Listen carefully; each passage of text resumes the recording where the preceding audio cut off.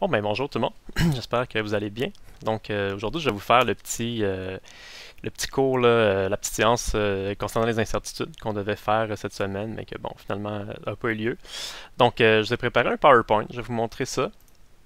Donc, c'est un petit document, le PowerPoint, là, que j'ai appelé les incertitudes. Donc, c'est quelques notions théoriques là, que je veux vous transmettre pour vous préparer là, à ce que vous allez utiliser dans les laboratoires, là, dans certains laboratoires, en fait, là, au cours de cette session. Donc, je divisé ma présentation en quelques points. Donc, on va faire ça dans cet ordre-ci. Donc, on va commencer par certaines précisions là, concernant les pourcentages d'écart. Donc, c'est quelque chose qu'on utilise souvent, évidemment, dans les laboratoires. Là, souvent, on va vous demander d'aller calculer des pourcentages d'écart. J'ai un document un peu plus complet là, qui existe sur mon site web que vous pourrez consulter là, au besoin. C'est un document PowerPoint, un document PDF là, qui fait 2 pages. Donc, c'est avec des exemples, tout ça. Mais l'essentiel, je vais vraiment vous le communiquer là, ici dans cette présentation-là. Donc, en fait, c'est que, bon, ça arrive souvent qu'on vous demande justement de calculer des pourcentages d'écart là, entre deux valeurs. Typiquement, là, c'est une valeur expérimentale et une valeur théorique. Là. Souvent, c'est ça qui revient. Puis, je vais juste vous mentionner un petit détail que certaines personnes, je pense, ne savent pas ou peut-être ont oublié, c'est que quand on calcule un pourcentage d'écart entre une valeur expérimentale et une valeur théorique, le calcul qu'on fait, c'est celui-ci. On fait la valeur expérimentale moins la valeur théorique divisé par la valeur théorique et on multiplie par 100. Mais ce qui est bien important, c'est que, comme vous le voyez dans la formule, là, il n'y a pas de valeur absolue. Okay? Des fois, il y a des gens qui mettent une valeur absolue là, dans l'équation puis qui donnent toujours une réponse en positif. Mais c'est pas vrai, il n'y a pas de valeur absolue dans l'équation. Donc, ça peut arriver dans certains cas que votre valeur soit négative, d'avoir une réponse négative. Puis c'est bien correct, ça se peut. C'est tout à fait possible. Je l'ai écrit ici. Okay. Et le signe est utile, donc il ne faut pas l'enlever, il ne faut pas toujours mettre ça en positif. Il faut vraiment garder le signe négatif quand il y en a un. Parce que ça fournit une certaine information. Donc, dans mon document, j'ai écrit là, deux petits exemples très très faciles à comprendre. Imaginons que vous êtes Albert. Okay? Puis là, vous avez fait une expérience et votre but, c'est de déterminer, par exemple, l'accélération de chute libre qui existe à la surface de la planète Terre. On sait que la valeur théorique qu'on utilise souvent dans nos cours théoriques, la valeur de référence, c'est 9,8 mètres par seconde carré. Mais disons que Albert, lui, a fait une expérience. On ne sait pas trop qu'est-ce qu'il a fait exactement. Il a probablement laissé tomber une balle, il a mesuré le temps de chute, quelque chose comme ça. Puis avec ça, il était capable de calculer la valeur expérimentale de l'accélération gravitationnelle près de la surface de la planète Terre. Disons qu'il a trouvé 10,1 mètres par seconde carré. Ça, c'est sa valeur expérimentale. La valeur théorique, c'est 9,8. Donc là, qu'est-ce que Albert va faire? Ben, il va utiliser la formule qu'on a vue ici. Il va faire sa valeur expérimentale moins la valeur théorique sur la valeur théorique fois 100. Et ça va lui donner 3,1% d'écart. Dans son cas, à lui, c'était vraiment une valeur positive parce que 10,1, c'est plus grand que 9,8. Donc ça va, il va nous dire 3,1%. Imaginons maintenant qu'on a Béatrice. Elle a fait la même expérience qu'Albert, mais a fait, bon, une expérience, c'est pas la même expérimentatrice, donc ça va être un petit peu différent les résultats qu'elle va obtenir. Disons qu'elle, elle obtient comme valeur expérimentale 9,5 mètres par seconde carré.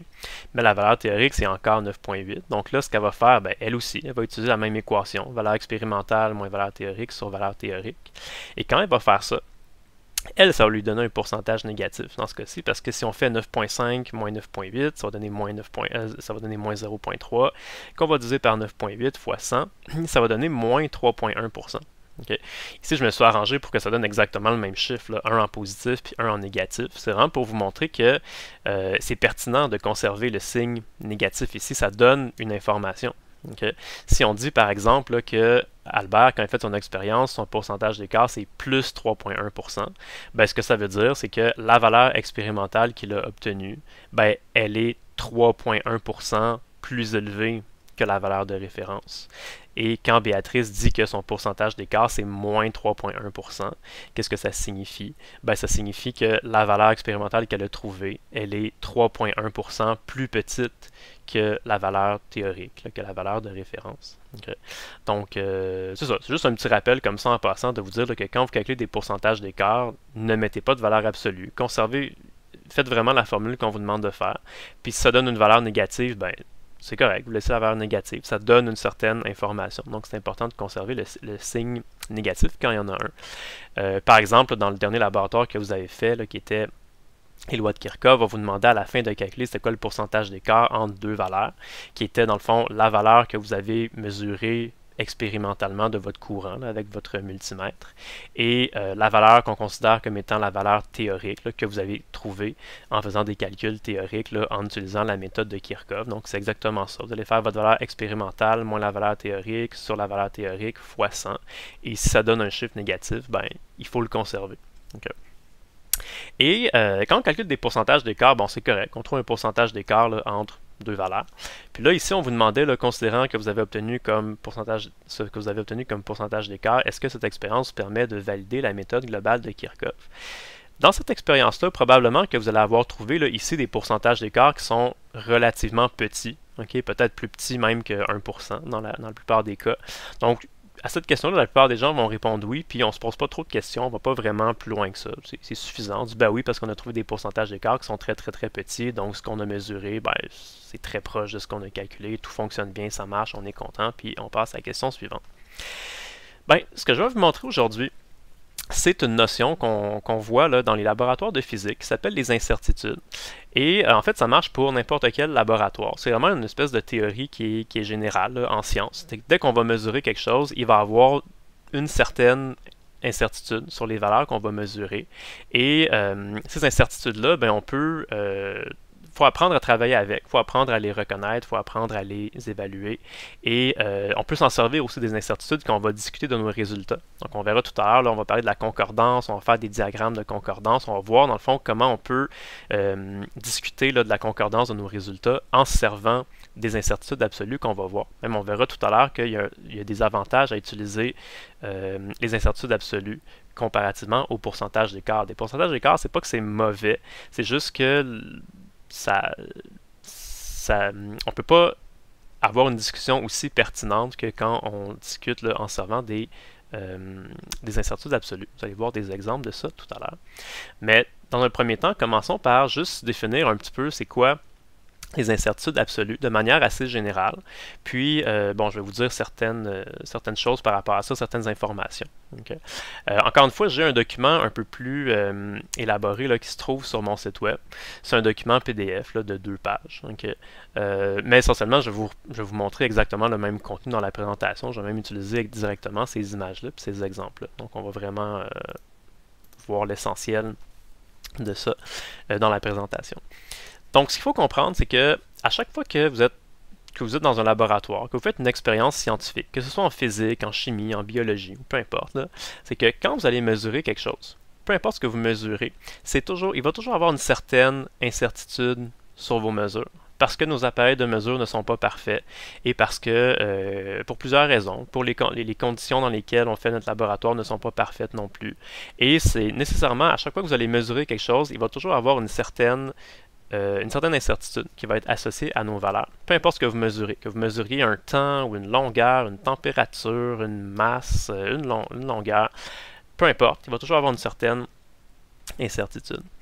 Et quand on prend une valeur, mettons qu'on mesure une valeur qu'on appelle x, ou x pourrait être n'importe quoi, là, une longueur, un temps, peu importe. Là. Ben, on va utiliser la variable qu'on appelle delta x. Donc ça, c'est la lettre delta minuscule. Donc delta x va signifier ce qu'on appelle l'incertitude absolue sur notre mesure de la valeur x. Et quand on va combiner ça ensemble, on va dire que notre mesure, ça va être x plus ou moins delta x. Donc x, c'est la valeur qu'on a mesurée et delta x, c'est la valeur de notre incertitude absolue sur notre mesure de x. Okay. Qu'est-ce que ça signifie quand on écrit ça comme ça? Si on écrit là x plus ou moins delta x, qu'est-ce que ça veut dire? Ça veut dire que la valeur de x qu'on a mesurée, c'est une valeur qui va être située entre deux valeurs extrêmes. Les gens appellent ça parfois la valeur minimale et la valeur maximale. Okay? Quand on écrit x plus ou moins delta x, ça veut dire que notre valeur de x, on sait qu'elle va être située quelque part entre x moins delta x et x plus delta x. Donc ça, ce serait vraiment la valeur minimale et x plus delta x, ça, ce serait la valeur maximale.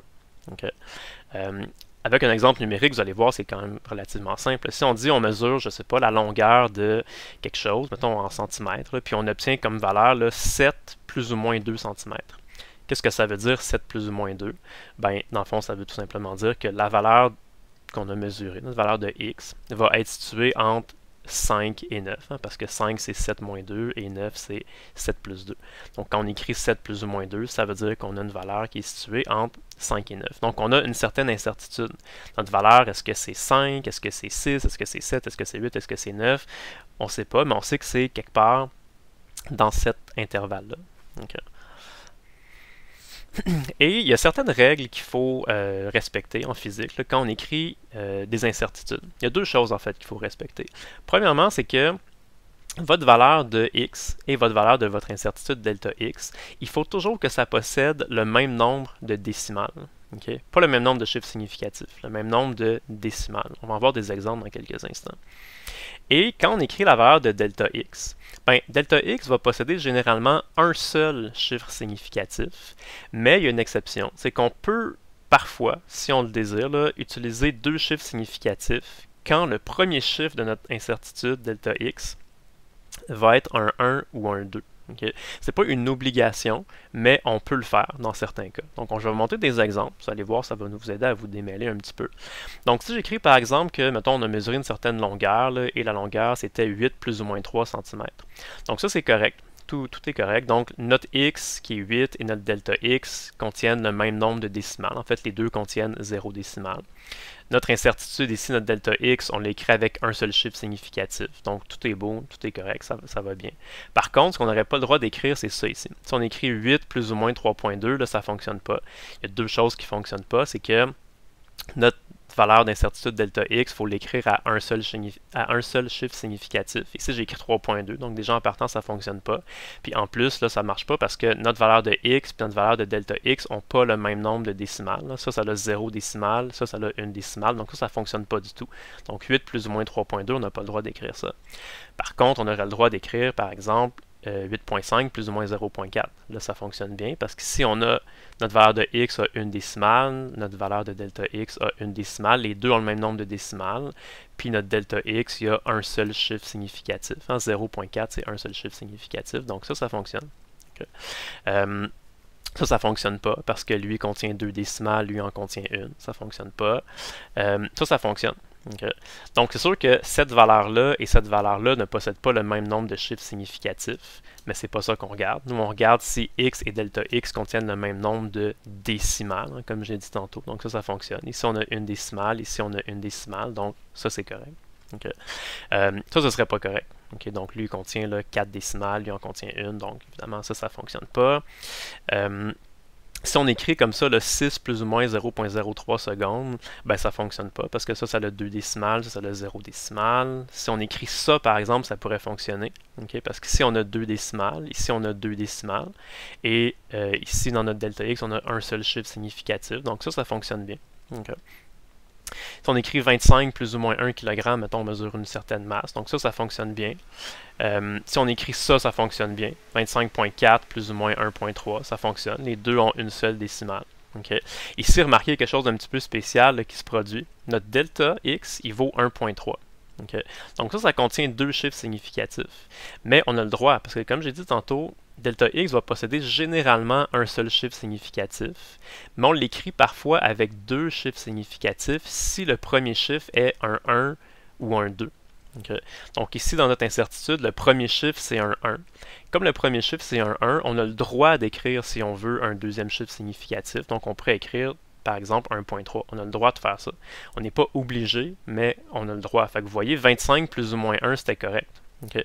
On peut décider de laisser juste un seul chiffre significatif pour notre delta x, mais on a le droit de l'écrire avec deux chiffres significatifs puisque le premier chiffre c'était un 1. Sauf qu'évidemment, si on fait ça, ben là, il faut quand même s'assurer que le nombre de décimales de notre x et de notre delta x va être le même. Donc ça ici, c'est correct, et ça aussi, c'est correct.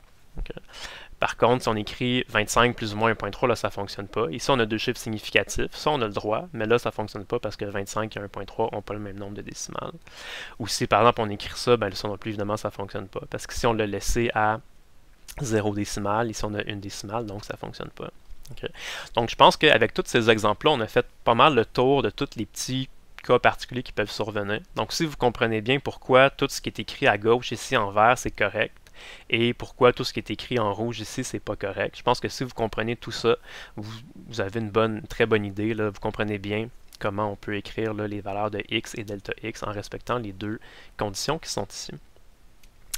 Maintenant, ce que je voulais vous dire, c'est que quand on fait des laboratoires, okay, on rencontre des fois des règles qui nous disent qu'est-ce qu'on doit utiliser comme valeur de incertitude absolue, comme valeur de delta x. Okay. Puis une règle qui revient souvent, parfois au secondaire, parfois dans des laboratoires de chimie, c'est qu'on entend souvent que delta x doit être égal à la moitié de la plus petite division de l'appareil de mesure qu'on va utiliser. Je veux juste discuter avec vous puis vous dire là, que cette phrase-là, cette loi-là, okay, ben, c'est une loi qui existe. Il y a des gens qui utilisent ça, puis pas que c'est pas mauvais, mais honnêtement, là, ça, il faut prendre ça avec un grain de sel, parce que ça fonctionne pas toujours. Des fois, ça fonctionne bien, mais des fois, ça n'a pas vraiment de sens, puis c'est un petit peu inexact, c'est un petit peu tiré par les cheveux. Okay? Donc, je dis pas que c'est complètement mauvais, je dis juste que parfois, il faut réfléchir un petit peu, puis il faut essayer de raisonner un petit peu plus loin que ça, puis voir que dans certains cas, ça fait du sens, dans certains cas, ça n'a comme pas de bon sens, puis il faut faire autre chose. Okay? Par exemple, regardez l'exemple que vous avez là. On a un crayon, on veut le mesurer avec une règle. Donc, quelque chose de relativement simple. On aligne le bout de notre crayon vis-à-vis la graduation 0, puis là, on va essayer de regarder c'est quoi la longueur du crayon. Si on applique cette loi-là à la règle, là, sans vraiment réfléchir, là, on dit, ben, le crayon ici, la pointe du crayon est ici. Okay? Donc là, on dirait que l'incertitude absolue qu'on doit utiliser, le delta x qu'on doit utiliser pour donner cette mesure-là, ben, ce serait la moitié de la plus petite division. Ici, notre règle là, est graduée en centimètres. Donc la plus petite division, ce serait des centimètres. Donc si on voulait suivre cette loi-là à la lettre, là, il faudrait dire que notre incertitude absolue pour notre crayon, ce serait là, plus ou moins 0,5 cm. Okay. Dans ce cas-ci, ça n'a pas vraiment de bon sens parce qu'on est probablement capable de mesurer la longueur de notre crayon avec une précision qui est plus grande, en fait qui est plus petite, qui est plus précise que 0,5 cm.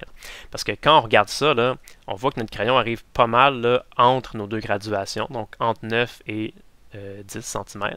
Donc la longueur de notre crayon, on pense que ce serait à peu près 9,5 cm. Okay? On est pas mal certain que, par exemple, le crayon, là, il serait, tu sais, dans notre tête, on divise là, ça en 4 parties égales. Là. On est pas mal certain que notre crayon, il est plus grand que cette graduation-là. On est pas mal certain qu'il est plus petit que cette graduation-là. Okay? Donc, notre imprécision, là, ce serait plus peut-être de l'ordre de plus ou moins 0,25 cm ou même 0,2 ou 0,1 cm. Okay? Donc, dire que c'est la plus petite graduation sur notre appareil, la moitié de la plus petite graduation sur notre appareil de mesure, c'est pas toujours nécessairement vrai. Okay? C'est à prendre avec un grain de sel. C'est juste ça que je voulais vous faire réaliser. Alors que si on avait un appareil de mesure qui a des graduations plus petites, ben là, vous voyez que là, la pointe de notre crayon, on voit qu'elle arrive pas mal là, à 9,5 cm. Sur cet appareil de mesure-là, nos graduations sont plus petites. Là, c'est les appareils gradués en millimètres. Et on voit que la pointe de notre crayon arrive pas mal ici. On est pas mal certain que notre crayon mesure plus que 9,4 cm. Puis on est pas mal certain que notre crayon mesure plus petit que 9,6 cm. Donc on sait qu'il mesure quelque part là, entre 9,4 et 9,6. Donc là, dans ce cas-là, là, ce serait probablement plus exact d'utiliser la moitié de la plus petite graduation comme division. La plus petite graduation, c'est 1 mm, donc c'est 0,1 cm. Donc on pourrait dire que notre delta x, là, ce serait environ égal à 0,05 cm, okay, qui est probablement effectivement la bonne chose à utiliser dans ce cas-ci. Okay. Fait que tu sais, quand on dit ça, d'utiliser la moitié de la plus petite division, il faut prendre ça avec un grain de sel. Okay. Je vais vous en montrer d'autres exemples. Si je vous montre ça comme ça, là, ça je trouvais ça drôle, je trouvais des. Je savais même pas que ça existait. Là. Je cherchais un petit peu sur Internet, puis j'ai vu que ça existait des règles qui étaient graduées là, en 0,5 mm. Okay. Donc des graduations qui sont plus petites que 1 mm. Okay. Puis tu sais, on pourrait là, faire des règles qui sont graduées, mettons, au quart de millimètre, ou au cinquième de millimètre, ou même au dixième de millimètre, mais à un moment donné, ça ne sert à rien. Je veux dire, si on avait une règle avec des graduations qui sont extrêmement petites, ben, on ne pourrait pas utiliser ces graduations-là pour mesurer correctement notre appareil, puis c'est sûr que notre incertitude, ce ne serait pas pantoute la moitié de la plus petite division, ce serait plus gros que ça. Okay? Fait que c'est pas parce que vous avez un appareil de mesure qui a des très petites graduations que nécessairement quand vous allez mesurer un objet, ça va être mesuré de manière plus précise. Des fois, c'est que si les graduations sont trop petites, ça nous permet pas de lire correctement la mesure, donc ça sert à rien. Okay? Donc, c'est ça. Encore une fois, c'est juste pour vous montrer qu'il faut réfléchir un petit peu quand on lit ça, et il faut y aller avec le gros bon sens, finalement. Un autre exemple là, assez flagrant de ça, c'est que quand on mesure avec des chronomètres, donc ça arrive parfois qu'on vous demande de mesurer le temps, je sais pas, le temps de chute d'un objet, ou si vous avez fait physique mécanique, là, quand vous mesurez par exemple le temps dans un laboratoire qui s'appelle rail incliné, on mesure le temps que ça prend pour qu'un chariot puisse descendre jusqu'en bas d'un plan incliné. On mesure ça avec des chronomètres. Les chronomètres qu'on utilise généralement là, sont capables de nous donner une mesure qui va jusqu'au centième de seconde. Okay. Donc, si on applique cette loi-là à la lettre, là, sans réfléchir, sans se poser de questions, on dirait, bien, sur notre appareil de mesure, la plus petite graduation, ce serait des centièmes de seconde, c'est des 0,01 secondes. La moitié de la plus petite division, bien, ce serait 0,005 secondes. Donc, ce serait 5 millièmes de seconde. Fait que si on fait juste appliquer cette loi-là sans réfléchir, c'est comme si on se disait, nous, avec notre chronomètre, quand on mesure le temps de chute de quelque chose, ou l'intervalle de temps que dure un certain phénomène, on est capable de mesurer notre intervalle de temps avec une précision de plus ou moins 5 millièmes de seconde. Vraiment, là? Ben non. Il n'y a personne qui est assez précis et qui a des assez bons réflexes pour être capable de mesurer quelque chose là, qui est précis à plus ou moins 5 millièmes de seconde. Okay? Juste les réflexes humains, là, le temps que ça prend pour voir les choses, puis juger quand est-ce que le phénomène commence, quand est-ce que le phénomène se termine, puis le temps de réflexe que ça prend pour appuyer sur le bouton démarrer, sur le bouton arrêter, tout ça, là, ça prend plus que 5 millièmes de seconde. Okay. Donc, en général, là, quand on mesure des trucs avec un chronomètre, nous, les humains, là, on a toujours là, un delta X là, qui va être à peu près là, de l'ordre de 1 dixième de seconde, ou même peut-être des fois un petit peu plus que ça dépend des réflexes des personnes. Okay. Puis là, c'en est un bel exemple où ça ne marche pas du tout. Là. Si on dit delta X est égal à la moitié de la plus petite division, on va trouver un delta X qui est beaucoup plus petit que ce qu'on est capable de mesurer en réalité. Donc, encore une fois, il ne faut pas toujours se fier à cette loi-là nécessairement, parce que des fois, ça donne des résultats qui ne sont pas nécessairement bons. Okay. Un autre exemple que je peux discuter avec vous, là, je ne veux pas partir en guerre contre le département de chimie, mais en chimie, ils ont quelque chose que nous, les physiciens, on trouve un petit peu bizarre. Par exemple, ils disent quand vous mesurez la quantité de liquide qu'il y a dans un cylindre gradué, ils vous disent toujours de mesurer vis-à-vis le bas du ménisque. Okay? Et les chimistes utilisent la plupart du temps cette loi-là là, à la lettre sans trop réfléchir, sans trop se poser de questions. Je ne suis pas en train de dire que c'est complètement mauvais de faire ça. Dans certains cas, ça peut bien fonctionner. Si on regarde par exemple l'image que vous avez ici à gauche, ben, si vous avez votre liquide là, qui est quand même assez plat, là, assez horizontal, ben ici, effectivement, je serais assez d'accord avec ça, ça fonctionne bien. Si on regarde, là, ça contient combien de millilitres, par exemple, disons que c'est gradué en millilitres. Ici, on a la ligne là, 170, 180, 190, donc on voit que notre liquide, là, il est quand même pas mal horizontal, il est situé pas mal exactement là, sur la ligne du 190. Il est peut-être un petit peu plus haut et peut-être un petit peu plus petit. Okay. Mais on est quand même assez confiant là, que notre liquide, que notre niveau de liquide se trouve quelque part entre là et là. Donc d'ici, si on me disait là, utiliser la moitié de la plus petite division, là, moi je serais assez d'accord avec ça. Je dirais notre cylindre, là, si on regarde comme il faut, il est gradué en millilitres. Hein, chaque petite ligne. En fait, c'est 2 millilitres, parce qu'on a 170, 172, 174, 176, 178, 180. Donc la moitié de la plus petite division, ce serait environ 1 millilitre. Donc moi ici, je serais confortable de dire que le volume de liquide qu'il y a dans mon cylindre gradué, c'est 190 plus ou moins 1 millilitre. Okay, ça, je serais confortable à dire ça. Okay. Sauf que si on regarde la situation ici, là, peut-être que c'est pas le même liquide, peut-être que c'est pas le même appareil de mesure. Ici, on comprend qu'on mesure des quantités qui sont relativement petites. On est dans les 6 millilitres. Et ici, ça donne que peut-être que le liquide est un petit peu plus visqueux. Je ne sais pas si c'est le même liquide nécessairement, mais ici, on voit qu'on a comme quand même un gros ménisque. Okay. Si on faisait juste appliquer cette loi-là, sans trop réfléchir, puis en faisant ce que les profs de chimie disent de faire, ben, on mesure le bas du ménisque, okay, qui arrive à peu près, là, ici, nos graduations, c'est des 0,1 millilitres, donc on a 6 millilitres.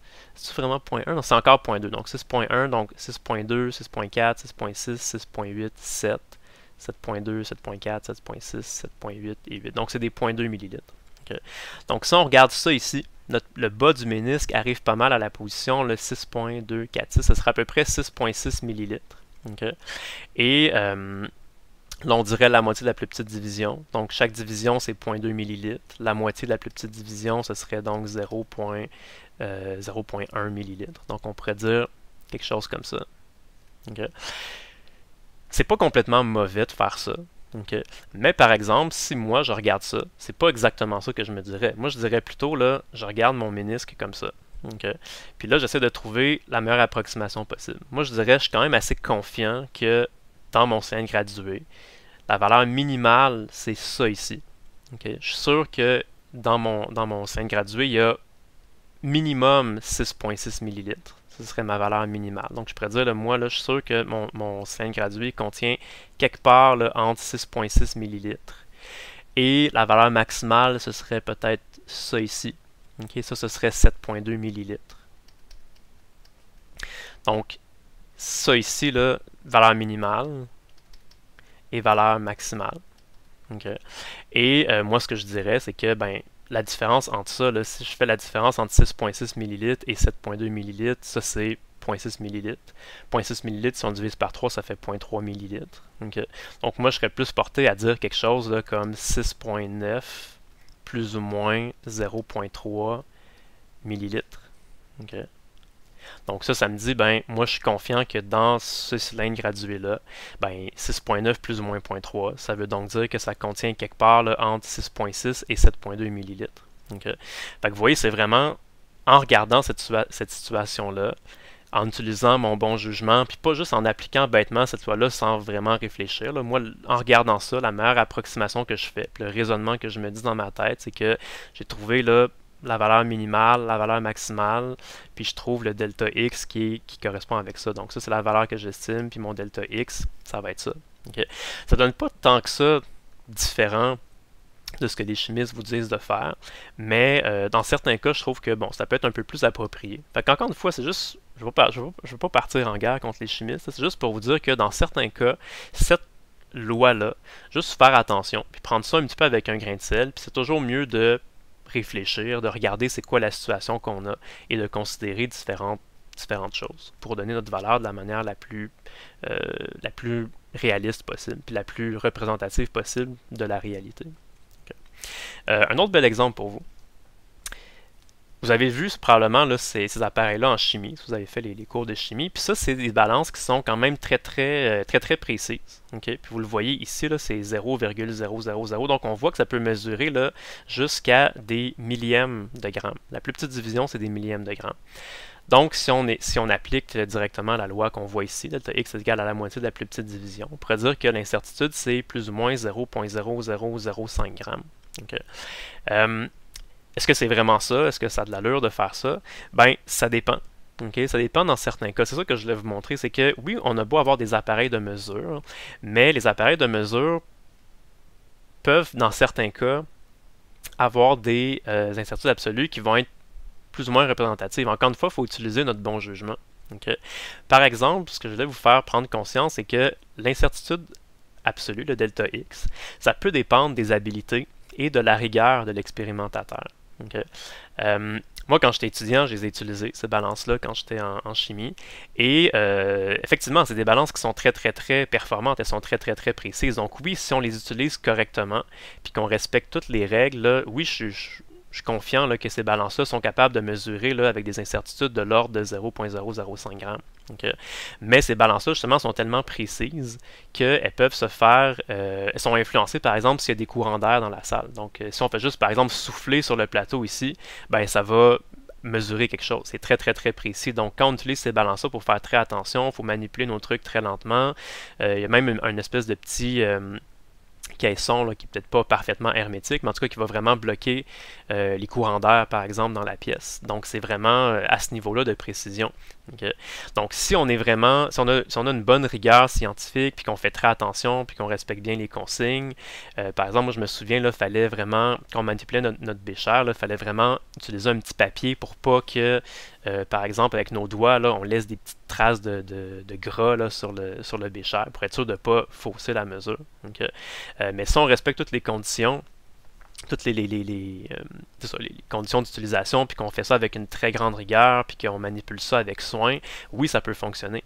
Par contre, si vous utilisez cette balance-là, mais que vous ne faites pas attention, vous arrivez là, vous ouvrez la porte, vous mettez ça vite, vous ne faites pas attention, votre bécher il bouge comme ça, il y a des gouttes qui se renversent, puis que vous ne fermez pas votre petite porte, puis que vous parlez en même temps à côté de votre appareil, ça fait des courants d'air, puis que vous n'êtes pas lavé les mains correctement, vous n'avez pas utilisé le petit papier pour empêcher qu'il y ait des traces de gras, ben là, c'est pas vrai que votre précision, ça va être 0.0005 grammes. Okay? Donc oui, vous avez beau utiliser un appareil qui est à la base très performant et très précis, encore faut-il l'utiliser correctement. Donc ça aussi, ça peut influencer la valeur des delta X que vous allez avoir. Okay?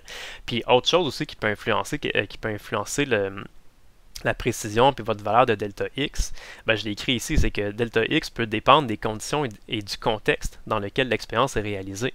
Donc, même quelqu'un qui a la balance comme ça la plus performante au monde, si je vous donne comme tâche de mesurer la masse d'un certain liquide dans un bécher, mais que vous devez réaliser cette expérience-là dans un bateau qui est sur la mer pendant qu'il y a une tempête, puis que ça bouge, puis qu'il y a des vagues, tout ça, ben c'est sûr que la mesure que vous allez lire, son incertitude, ce ne sera pas pantoute 0.0005 grammes, ça va être quelque chose qui est beaucoup plus incertain que ça, parce que vous allez mettre votre bécher ici, puis probablement, là, quand il va y avoir des vagues, ça va bouger, dans la cabine, là, les planchers vont avoir une inclinaison, ça va monter, ça va descendre, le chiffre ici, il ne sera pas stable, ça va changer tout le temps. Okay? Donc, c'est pas juste une question d'appareil de mesure, c'est une question des conditions dans lesquelles votre expérience va être réalisée. Donc, il faut prendre ça, il faut juste réfléchir un peu à tout ça. Quand vient le temps là, d'estimer c'est quoi notre delta X pour les appareils de mesure, pour les différentes mesures qu'on va effectuer. Okay. Je vous donne un autre exemple, vous allez comprendre. Si, mettons, là, vous avez un ruban à mesurer, puis vous voulez mesurer, par exemple, deux choses. Disons qu'on mesure premièrement la largeur d'une fenêtre, puis qu'on veut mesurer aussi la hauteur d'un plafond. Donc, deux mesures qui semblent a priori assez faciles, assez simples à réaliser. Ben, je veux vous montrer encore une fois que ça va dépendre. Okay? Même, mettons, on utilise le même appareil de mesure. C'est le même expérimentateur qui est qui fait bien attention, là, qui est minutieux, tout ça. Il utilise le même appareil de mesure pour mesurer ces deux choses-là. Ce que je veux vous montrer, c'est que dans les deux cas, le delta X ne sera pas nécessairement la même chose. Parce que si, par exemple, on veut mesurer la largeur de notre fenêtre, qui va mesurer, je sais pas, là, proche de 1 mètre. Okay. Ben, si on est minutieux, on peut s'installer correctement, là, appuyer une des extrémités de notre ruban à mesurer près d'un côté de la fenêtre, mettre le ruban le plus droit possible, on fait attention, on prend notre temps, puis on regarde, là, ici, ça va être quoi la mesure, et on va utiliser là, probablement quelque chose qui va se rapprocher de la moitié de la plus petite division. Donc le ruban à mesurer pourrait être gradué probablement là, en millimètres. Donc on pourrait dire que dans ce cas-ci, le delta X, effectivement, il va être d'à peu près de l'ordre de 0.5 mm, quelque chose comme ça. Okay, ça serait à peu près bien. Okay. Mais si on vous demande de mesurer, par exemple, la hauteur d'un plafond, ben là, c'est pas nécessairement évident parce que si vous voulez mesurer la hauteur d'un plafond, qu'est-ce que vous allez faire? Vous allez appuyer probablement votre ruban à mesurer au sol ou au plafond, là, ça reviendra au même. Disons, on l'appuie au sol. Puis là, on va amener notre ruban à mesurer jusqu'au plafond. Puis là, on va essayer de mesurer. Là, ce qui va arriver, c'est que même si vous êtes minutieux, probablement que vous allez avoir de la difficulté à mettre votre ruban à mesurer là, de manière exactement verticale. Peut-être qu'il va y avoir une légère pente. Peut-être que vous ne serez pas là, exactement vertical. Peut-être que vous ne serez pas exactement au niveau. Donc, évidemment, si votre ruban à mesurer est un petit peu croche et pas parfaitement vertical, ben, ça va vous donner une mesure qui va être un petit peu plus longue que prévu. Okay? Et l'autre chose, c'est que quand vous allez arriver ici pour mesurer, pour regarder là, la mesure, là, la graduation qui correspond là, à votre plafond, ben, de la façon que le plafond y est fait, ben, vous ne pourrez pas placer votre ruban mesuré exactement ou aussi bien que quand vous avez mesuré, par exemple, ici l'extrémité de la fenêtre. Parce que, bon, le plafond, ça va être quelque chose qui est à angle droit, donc votre ruban mesuré, nécessairement, il va faire une espèce de rond comme ça. Il va avoir une certaine courbure, puis, bon, vous allez avoir de la difficulté à évaluer exactement c'est quoi la graduation qui arrive exactement là, à votre plafond. Ça va faire une espèce de cercle, comme ça, une espèce d'arc de cercle. Okay? Donc, même si on est très très minutieux puis qu'on veut faire notre expérience la plus correctement possible, ben là, on va hésiter. Okay? Est-ce qu'on va être capable de prendre une mesure en disant que notre delta X vaut à peu près 0.5 mm, comme tout à l'heure lorsqu'on a mesuré notre fenêtre? Probablement pas. Okay? En plus, là, on va pouvoir avoir nos yeux vont être moins proches de ça ici.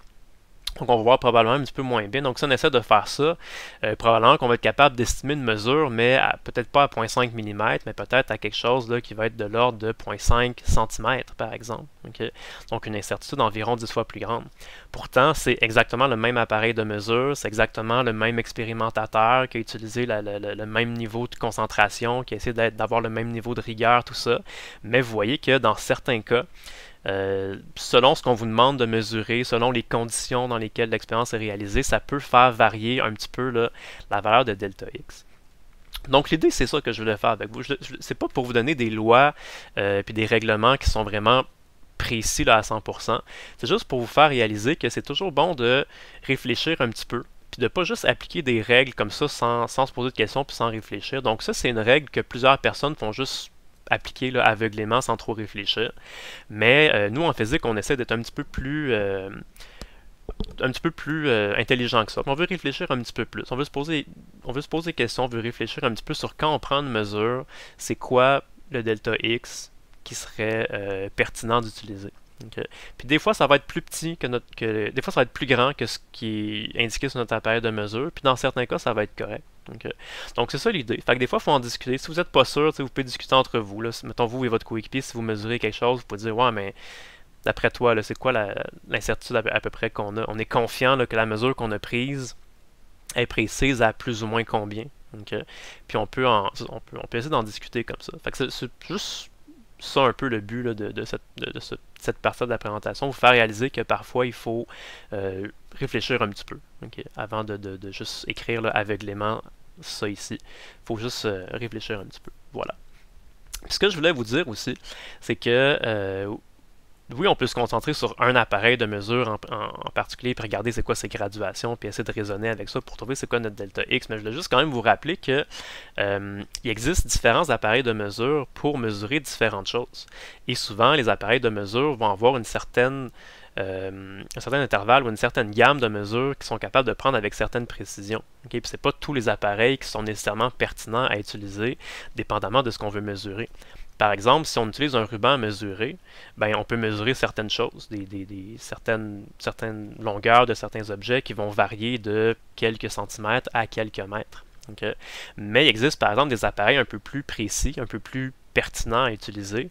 Si vous voulez mesurer, disons, des objets qui sont beaucoup plus petits, si vous voulez mesurer par exemple, je ne sais pas, avec précision, le diamètre d'un tuyau ou le diamètre d'un fil électrique, ben là, vous seriez probablement ce serait probablement plus pertinent d'utiliser un outil comme un pied à coulisse, par exemple. C'est ça sa spécialité. Cet appareil-là est capable de mesurer de manière très très précise la distance qu'il y a entre les deux parties ici. Mais il ne sera pas capable de mesurer des grandes distances. Si vous voulez mesurer quelque chose qui mesure 1 mètre de long, vous ne serez pas capable. L'appareil est limité là, à une certaine longueur qui est relativement petite, qui est peut-être une dizaine ou une vingtaine de centimètres. Okay. Mais si vous voulez mesurer quelque chose de très très petit, ça va être beaucoup plus pertinent. Vous voyez, c'est capable de nous donner là, une lecture là, qui est en millimètres. Ici, on a 19,12 mm. Donc, on est capable d'aller jusqu'au centième de millimètre. Fait que c'est très très très précis dans la mesure où vous mesurez quelque chose qui est très très petit. Okay. Si vous voulez mesurer quelque chose de plusieurs mètres de long, par exemple, si vous voulez mesurer la distance, je ne sais pas, la longueur d'un coin de rue, par exemple, ben là, ce ne serait pas très très pertinent d'y aller avec un ruban à mesurer, parce que premièrement, il n'y a pas de ruban à mesurer qui mesure quelques centaines de mètres de longueur. Et ça prend d'autres appareils de mesure. Il y a des appareils de mesure qui existent pour faire ça, qui s'appellent des odomètres. Donc le principe, c'est tout simplement une roue là, qui va rouler, et le diamètre de la roue est connu. Puis dans le fond, il y a un appareil, là, il y a un petit système qui mesure combien de tours la roue a effectué, puis connaissant le diamètre de la roue, on est capable d'évaluer comme ça la distance. Donc c'est un appareil qui est, mettons, approprié pour mesurer des distances de quelques dizaines de mètres à quelques centaines de mètres. Okay. Mais encore là, ça dépend toujours de ce qu'on veut mesurer. Si vous voulez mesurer une distance qui est horizontale, comme la longueur d'une rue ou la distance entre deux endroits dans une ville, ça va être correct. Mais si vous voulez mesurer quelque chose qui est quand même assez haut verticalement, par exemple, la hauteur du collège ou la hauteur d'un édifice au centre-ville, ben là, vous ne pouvez pas vraiment le faire avec un ruban à mesurer, vous ne pouvez pas vraiment le faire avec un odomètre non plus. Il faudrait utiliser dans ce cas-ci probablement là, ce qu'on appelle des instruments d'arpentage. Donc avec des arpenteurs là, qui vont utiliser des caméras comme ça, ils vont avoir des repères comme ça qui sont gradués. Puis essentiellement, ce qu'ils vont faire, c'est de la trigonométrie avec des triangles rectangles, faire des rapports de côté, des rapports d'angle, des choses comme ça. Donc, encore une fois, c'est juste pour faire réaliser qu'il existe plusieurs appareils de mesure qui vont être pertinents à utiliser pour différentes mesures. Et souvent, les appareils sont spécialisés là, pour mesurer certains types d'objets et sont capables de mesurer avec une assez bonne précision certaines gammes de longueur, certains intervalles de longueur. Okay. Fait que c'est ça. Chaque appareil est spécialisé pour prendre différentes mesures. Okay. Donc, je pense que maintenant, vous devriez avoir quand même une assez bonne idée de comment ça fonctionne les incertitudes absolues de manière générale, avec les quelques petits conseils là, que je vous ai donnés. Donc, on va regarder de manière un peu plus... on va se concentrer un peu plus en détail sur comment fonctionnent les multimètres. Donc, les multimètres, ce sont évidemment les appareils de mesure que vous utilisez dans les laboratoires de physique NYB pour mesurer soit les résistances, soit les courants ou les différences de potentiel, les différences de voltage qu'on a aux bornes des éléments dans nos circuits. Puis déjà, je voulais juste vous faire remarquer que les multimètres que vous utilisez, vous avez probablement déjà remarqué que ils ne vont pas toujours afficher les valeurs dans les mêmes unités ou pas nécessairement avec le même nombre de décimales. Par exemple, là, la plupart des gens ont remarqué que quand on mesure une résistance, dépendamment de la valeur de la résistance qu'on va mesurer, parfois l'appareil il va nous indiquer une certaine valeur qui est en ohms, ou parfois l'appareil va nous indiquer une valeur qui est en kilo-ohms. Donc on voit que l'appareil, ce qu'il fait, ben, il s'ajuste. Okay. Même chose pour les courants. Quand on mesure les courants, nous, généralement, on mesure des courants qui sont relativement petits.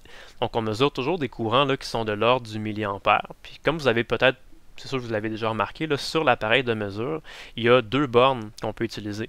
Nous, comme on mesure toujours des courants qui sont relativement petits, on va utiliser là, toujours la borne qui est celle-ci, la borne positive, là, qui est la borne 400 mA, parce que cette borne-là est spécialisée pour mesurer des courants qui sont relativement petits.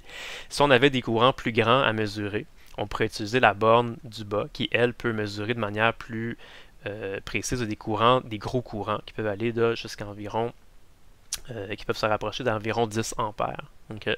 Donc, encore une fois, ça vous montre un peu que les appareils de mesure sont spécialisés pour différents domaines de mesure. Okay.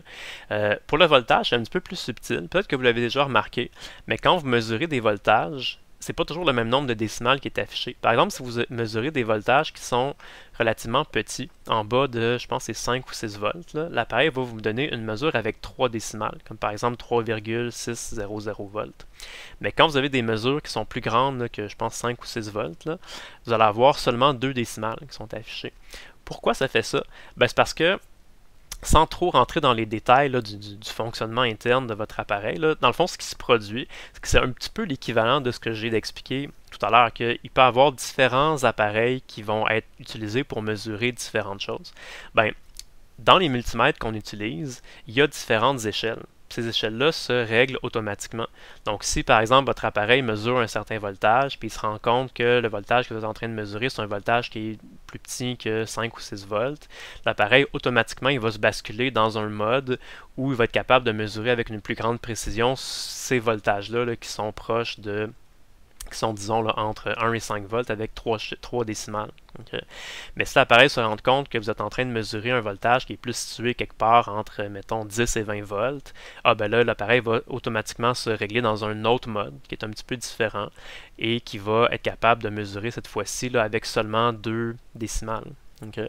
Donc, vraiment, l'appareil, c'est ça, je ne veux pas sans trop rentrer dans les détails techniques de comment fonctionne l'appareil de manière interne, juste vous dire que l'appareil, il s'ajuste un peu, il s'ajuste un petit peu et il va changer d'échelle automatiquement, il va se mettre dans un mode, il va toujours se mettre dans le mode le plus précis possible pour vous donner la mesure avec la meilleure précision possible, okay, tout en respectant les limites de conception et les limites de construction de l'appareil. C'est pour ça que des fois vous n'avez pas nécessairement le même nombre de décimales qui est affiché, donc c'est normal. Okay. Puis, quand vous avez un appareil qui vous affiche des valeurs avec des nombres de décimales qui sont toujours différents, dépendamment de ce que vous mesurez. Ça peut être un petit peu difficile de savoir exactement c'est quoi, quelle incertitude on devrait utiliser. Okay. Mais heureusement, on a des règles qui sont relativement simples, okay, qu'on peut utiliser. Et ces règles-là, on ne les a pas inventées, c'est vraiment les fabricants de ces appareils-là qui, c'est eux qui les ont construits, ils savent vraiment là, comment ça fonctionne à l'intérieur, ils savent vraiment c'est quoi les limites de précision, tout ça. Et dans le fond, ce qu'on peut utiliser, puis ce qu'on va utiliser quand on va prendre nos mesures dans les laboratoires, c'est qu'il y a certaines règles comme ça qui nous permettent de calculer directement c'est quoi les valeurs là, des incertitudes absolues. Et ça dépend de ce qu'on est en train de mesurer. Donc, si on est en train de mesurer une résistance, on va utiliser cette consigne-là, cette loi-là. Si on est en train de mesurer des delta V, on va utiliser cette loi-là. Et si on est en train de mesurer des courants, on va utiliser cette loi-là. Les trois lois ne sont pas parfaitement pareilles, sont légèrement différentes, mais c'est des lois qui se ressemblent beaucoup. L'idée, c'est que quand vous allez lire une mesure sur votre appareil, vous allez avoir un certain nombre de chiffres qui va être affiché. Et l'idée, c'est que on va regarder les chiffres qui sont affichés sur notre appareil et ce qu'il faut considérer comme valeur d'incertitude absolue, c'est ce qui va être écrit sur la ligne qui est ici. Okay. Par exemple, si on mesure des résistances, on va dire que notre incertitude absolue, notre delta R, il faut que ce soit, par exemple, une unité sur le dernier chiffre affiché à droite de l'appareil, à laquelle on va rajouter 0,9% de la valeur qui est affichée. Okay. Ça va toujours être quelque chose comme ça. Ça va être un certain nombre d'unités sur la dernière décimale là, qui est affichée à droite de votre appareil. Fait que des fois, ça va être une unité, des fois, ça va être 2 unités, des fois, ça va être 3 unités. Ça dépend de qu'est-ce qu'on est en train de mesurer. Et il va toujours falloir ajouter un certain pourcentage de la mesure qui est affichée sur notre appareil. Fait que ça va varier. Des fois, ça va être 0,9%, des fois 0,09% ou des fois 1%. Okay. Fait que les valeurs ici là, sont différentes, mais c'est toujours la même idée de base. Okay. Prenons un exemple. Disons, vous êtes en train de mesurer un courant. Donc, vous êtes c'est ça ici qui nous intéresse. On est en train de mesurer un courant. C'est notre troisième petite boîte comme ça. Disons que sur notre appareil, on mesure un courant, on branche nos fils, puis disons que sur notre appareil, ça nous indique 128,5 mA. Donc, si notre appareil nous indiquerait comme ça, 128,5 mA. Donc, comment on fait pour déterminer c'est quoi la valeur de l'incertitude relative, là, notre delta I? Ben, on va appliquer cette loi-là. Donc, on va dire que c'est 3 unités sur le dernier chiffre affiché à droite de l'appareil. Donc, le dernier chiffre qui est affiché à droite, c'est le chiffre 5 ici. Ce chiffre-là, on voit que c'est des 0,5, en fait, ce sont des dixièmes de milliampères. Okay. Donc, 3 unités sur le dernier chiffre. Ce chiffre-là représente des dixièmes de milliampères. Donc, 3 unités, ce serait 3 fois 0,1 milliampères. Donc, on aurait 3 fois cette unité-là qui est des 0,1 milliampères. Donc, 3 fois 0,1 milliampères. Et à ça, il faut ajouter 1% de la valeur qui est affichée. La valeur qui est affichée, c'est 128,5 milliampères. 1% de 128,5 milliampères, ça correspond juste à être ça divisé par 100. Donc, ça fait 1,285 milliampères. Donc, 1,285 milliampères. Et si on additionne ça ensemble, qu'est-ce que ça donne? Bien, ça donne 1,585 milliampères. Okay. Le calcul nous donne ça. Sauf que ici, il faut faire attention, il faut se rappeler des lois qu'on a vues tout à l'heure. Quand on détermine la valeur d'un delta X ou d'un delta Y, c'est la même affaire, ben, normalement, on le donne toujours à un seul chiffre significatif. Dans cet exemple particulier-là, comme le premier chiffre est un 1, ben, on peut conserver un deuxième chiffre significatif. Donc, dans ce cas-ci, au lieu d'écrire un point, on n'a pas le droit d'écrire 1,585, on pourrait écrire là, seulement, mettons, 2. Si on veut laisser un seul chiffre significatif. Mais ici, puisque ça commence par un 1, on aurait le droit de conserver 2 chiffres significatifs. Donc ça, ici, on pourrait considérer que c'est 1,6 mA. Okay. Et à ce moment-là, on pourrait donner comme mesure, on pourrait dire que le courant qu'on mesure en ce moment, c'est 128,5 plus ou moins 1,6 mA. Et là, ça fonctionne. Toutes les règles sont respectées parce que notre valeur et notre incertitude ont le même nombre de décimales. Les deux ont une décimale. Et lui ici, ben, ça respecte les règlements. Normalement, c'est un chiffre significatif, mais là, on a le droit d'en garder 2 parce que le premier était un 1. Donc ça, c'est correct. Ça fonctionne. Okay. Voilà. Fait que c'est comme ça qu'on va devoir procéder. Fait qu'à chaque fois que vous allez mesurer soit une résistance ou un delta V ou un certain courant, vous allez devoir là, faire ce petit raisonnement-là, faire ce petit calcul-là pour déterminer c'est quoi votre incertitude absolue qui est correcte à utiliser. Okay, donc, vous allez devoir faire ça pour chacune de vos mesures parce que pour chaque mesure, les chiffres vont changer ici. Donc, quand vous allez calculer, par exemple, 1% de votre valeur affichée, mais comme votre valeur affichée va changer, ce ne sera jamais la même valeur de 1%. Donc, des fois, ça va être plus grand, des fois, ça va être plus petit, ça va dépendre. Puis, comme on a vu tantôt, dans certains cas, le nombre de décimales va changer. Donc, si on a une mesure comme ça, bien là, ici, ce sera un voltage. Donc, quand on mesure un voltage, on sait qu'on doit prendre 2 unités sur le dernier chiffre affiché. Donc, si on a ça ici, 2 unités sur le dernier chiffre affiché, ce serait 0,002 volts. Alors que si notre mesure, c'est ça, ben 2 unités sur le dernier chiffre affiché, ce serait 0,02 volts. Okay?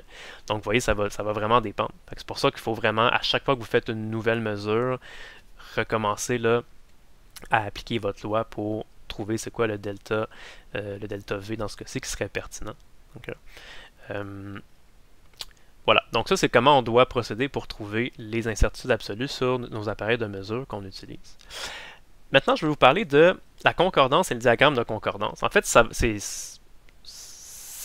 va nous permettre d'utiliser ces chiffres-là, parce que c'est un beau de les calculer, mais à quoi ça sert de calculer, là, de se forcer à calculer le delta qui est associé à chacune de nos mesures?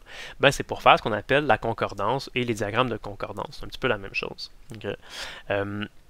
Dans le document que je vous ai mentionné tout à l'heure, c'était expliqué, d'ailleurs je vais reprendre directement les images comme ça.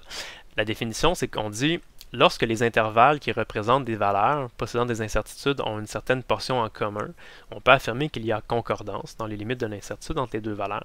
Qu'est-ce que ça veut dire? Bien, prenons un exemple. Si vous faites, mettons, vous prenez deux mesures. Ça peut être des longueurs, ça peut être des courants, ça peut être n'importe quoi. Mettons, vous faites une première mesure qui donne 9 plus ou moins 5. Vous prenez une deuxième mesure qui donne 6 plus ou moins 1.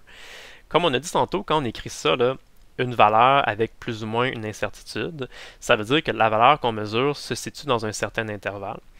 Et ça aussi. Puis ce qu'on regarde, c'est est-ce que les intervalles correspondent. On peut le voir juste numériquement. Là. Si on a 9 plus ou moins 5, on sait que ça représente quelque chose, une mesure qui est située quelque part entre 4 et 14, et quelque chose qui vaut 6 plus ou moins 1. On comprend que c'est une mesure qui se trouve quelque part entre 5 et 7. Okay. Et si on les représente graphiquement, ça c'est ce qu'on appelle un diagramme de concordance. Fait que c'est pas extrêmement compliqué, c'est juste deux lignes horizontales comme ça. Et on représente là, à l'échelle. C'est quoi dans le fond la valeur minimale et la valeur maximale. On trace une ligne droite entre les deux. Donc ici c'est une ligne qui va être située entre 4 et 7. Donc entre la valeur minimale et la valeur maximale. On fait la même chose pour cette deuxième mesure-là. Donc de toutes les valeurs entre 5 et 7. Et là on regarde est-ce qu'il y a concordance. Donc si les deux lignes se chevauchent, okay, ben, on va dire que ces deux valeurs-là peuvent concorder. Donc ces deux mesures-là pourraient représenter la même chose. Ça pourrait être par exemple deux personnes différentes qui ont mesuré la longueur d'un objet en utilisant deux appareils de mesure différents. Le premier a trouvé cette valeur-là, le deuxième a trouvé cette valeur-là, mais on va dire que les deux mesures ne sont pas pareilles, là, mais on va dire que ça concorde, ça pourrait effectivement représenter le même objet. C'est deux valeurs qui concordent ensemble. Okay. Prenons d'autres exemples. Okay. Mettons 2 plus ou moins 3 et 6.0 plus ou moins 1.5. Donc ça, c'est quelque chose qui va être situé entre moins 1 et 5. Notre deuxième valeur, ce serait quelque chose qui serait situé entre 4.5 et 7.5.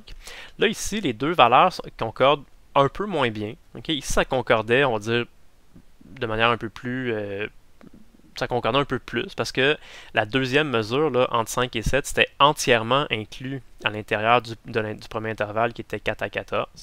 Ici, les deux intervalles se chevauchent pas parfaitement, mais il y a quand même une certaine partie qui va se chevaucher parce que, par exemple, 4.5, c'est plus petit que 5.5. Donc, tout ce qui se trouve entre 4.5 et 5, ben, c'est présent dans nos deux intervalles en même temps. Donc, souvent, ce qu'on va faire, c'est qu'on va venir assurer comme ça la région qui concorde, la région qui est commune là, à nos deux intervalles. Donc, ici, tout ce qui était entre 5 et 7, ça se chevauchait. Ici, tout ce qui se trouve entre 4.5 et 5, ça chevauche. Okay? Donc, on va venir assurer cette région-là. Donc, ici, même si la correspondance est un peu moins bonne, on va quand même dire que ces deux valeurs-là concordent parce qu'il y a une certaine région qui est une certaine région non nulle. Il existe une certaine région où les valeurs vont se chevaucher, donc une certaine région qu'on va pouvoir assurer. Puis dès qu'on est capable d'assurer une petite région comme ça, on va dire que nos deux valeurs vont concorder. Ça, c'est un exemple un peu limite, là, où deux valeurs vont concorder, mais vraiment de justesse. Parce que ici, on a par exemple 8.5 plus ou moins 0.5, et ici, on a 11 plus ou moins 2. Donc, si on regarde les valeurs minimales et maximales, qu'est-ce que ça va donner? Ben, ici, ça donne là, une valeur qui est entre 8 et 9. Ici, ça donne une valeur qui est entre 9 et 13. Donc, il n'y a pas beaucoup, il n'y a pas une grosse zone qu'on pourrait assurer, mais il y aurait quand même une mini-zone. En fait, c'est vraiment de justesse. Okay? Parce que la valeur maximale du premier intervalle, c'est 9, et la valeur minimale du deuxième intervalle, c'est 9 également. Donc, pour le chiffre 9, ben, les deux intervalles se chevauchent, concordent de justesse. On l'a écrit ici, là, les deux valeurs vont concorder de justesse. Okay? Mais ça se peut, par exemple, dans certains cas, où vous allez avoir deux valeurs qui ne concordent pas. Comme par exemple cet exemple-là, 5 plus ou moins 1, c'est de 4 à 6, 9 plus ou moins 2, c'est de 9 à 11. Ça ne concorde pas du tout, parce qu'on n'est pas capable d'assurer une région qui va être commune à nos deux intervalles. Donc on dirait que ces deux valeurs-là ne concordent pas. Okay? Ce n'est pas deux valeurs qui pourraient être la même chose. Donc si on a mesuré ces deux choses-là, ça veut dire que ça correspond vraiment à deux choses différentes. C'est deux choses qui ne sont pas égales entre elles. Donc on va dire que ces deux valeurs-là ne concordent pas. Okay? On ne va jamais vous demander c'est quoi, mettons, le niveau de concordance. On ne va pas vous demander est-ce que deux valeurs concordent beaucoup, ou concordent moyennement, ou concordent de justesse. On va juste vous demander est-ce que ça concorde, oui ou non. Okay, donc c'est tout simple que ça. Vous n'avez pas besoin de trop vous casser la tête. Vous faites votre diagramme de concordance. Si vous avez une région que vous êtes capable d'assurer, vous l'assurez. Puis vous avez juste besoin de dire est-ce que vos deux valeurs, est-ce qu'elles concordent ou est-ce qu'elles ne concordent pas. Et c'est là que c'est important, évidemment, d'être capable d'aller trouver les bonnes valeurs d'incertitude absolue, parce que c'est en utilisant ces valeurs d'incertitude absolue-là qu'on va être capable de venir tracer les bons diagrammes de concordance. Puis c'est là qu'on va être capable d'établir si deux valeurs concordent ensemble, oui ou non. Okay. Mettons, je vous donne un dernier exemple. Je vous dis là, on mesure la masse d'une personne. Une première balance, on utilise une première balance pour mesurer la masse d'une personne. On trouve là une masse de 148 plus ou moins 3 livres. Et après ça, on remesure la masse de cette même personne-là avec une deuxième balance. Et on obtient cette fois-ci 152 plus ou moins 2 livres. On vous demande, est-ce que ces deux valeurs-là concordent? La façon qu'on pourrait faire, c'est tracer un diagramme de concordance. Donc, on pourrait se faire une espèce de ligne là, graduée pour des valeurs qui sont proches de ces intervalles-là. Fait une ligne là, vous voyez, si on le fait partir à 145, on se rend jusqu'à 160. On aurait même pu arrêter jusqu'à 155, ça aurait été déjà suffisant. Donc, si on regarde 148 plus ou moins 3, ben, on comprend que c'est quelque chose qui varie entre 145 et 151, ici sur notre schéma. Et 152 plus ou moins 2, ben, c'est une valeur qui varie entre 150 et 154. Donc on voit qu'il y a quand même une certaine région non nulle qu'on pourrait assurer. Tout ce qui se trouve entre 150 et 150 et 151 ici. Donc tout ce qui se trouve là, ici, on peut l'assurer. Et comme on est capable d'assurer une certaine région, on peut donc affirmer que ces deux valeurs-là vont concorder. Donc, c'est ça, voilà. Donc, maintenant, on a vu comment faire la concordance. On a vu comment tracer des diagrammes de concordance, comment dire si deux valeurs vont concorder ensemble, oui ou non. Puis, faire tout ça, c'est bien beau. On est capable de le faire, on sait comment le faire. Mais à quoi ça sert vraiment de faire ça? Ben, je voulais juste vous montrer que faire ça, ça va être plus avantageux que, par exemple, se limiter à comparer simplement des pourcentages d'écart. C'est ça que je veux discuter un petit peu avec vous. Imaginons que vous faites une expérience. Puis votre expérience, c'est de mesurer expérimentalement la valeur du champ gravitationnel. Donc, peut-être une expérience que vous avez faite en physique mécanique. Puis, on sait que la valeur théorique, là, la valeur de référence qu'on utilise quand on fait nos calculs théoriques, c'est 9,8 mètres par seconde carré. Disons que, on ne sait pas trop exactement c'est quoi votre expérience. Probablement que vous avez mesuré, par exemple, le temps de chute d'un objet. Vous pouvez avoir utilisé un appareillage de plus ou moins sophistiqué. Peu importe. Là, souvent que vous avez là, mesuré, ça prenait combien de temps pour que une balle ou un objet tombe d'une certaine distance. Vous avez probablement mesuré cette distance-là. Chronométrer, ça prenait combien de temps pour tomber. Peu importe. Okay. Vous avez, disons, réussi à trouver une valeur expérimentale du champ gravitationnel ou de l'accélération de chute libre à la surface de la planète Terre. Donc, vous avez trouvé une valeur expérimentale de 9,4. Puis là, on vous demande dans votre rapport de laboratoire calculer le pourcentage d'écart entre votre valeur expérimentale et votre valeur théorique. Donc, parfait, vous utilisez la formule qu'on a vue tout à l'heure, valeur expérimentale moins valeur théorique sur valeur théorique fois 100. Si on fait le calcul, 9.4 moins 9.8 sur 9.8 fois 100, ça donne moins 4.08%. Ça veut donc dire que votre valeur que vous avez mesurée, votre 9.4, il est 4.08% plus petit que la valeur de référence. Et là, après ça, on va vous demander une question qui va dire est-ce que votre laboratoire est concluant, est-ce que votre expérience est concluante? Puis là, qu'est-ce que vous allez dire? Ben, la vérité, c'est qu'on ne sait pas trop quoi dire. Qu'est-ce que vous allez dire si vous avez ça? Est-ce que vous allez dire, ben, oui, mon expérience est concluante, parce que, ben, nous, on a trouvé 9.4, mais on sait que la valeur théorique, c'est 9.8, mais 9.4, c'est quand même proche de 9.8, il y a une différence de 4% entre les deux.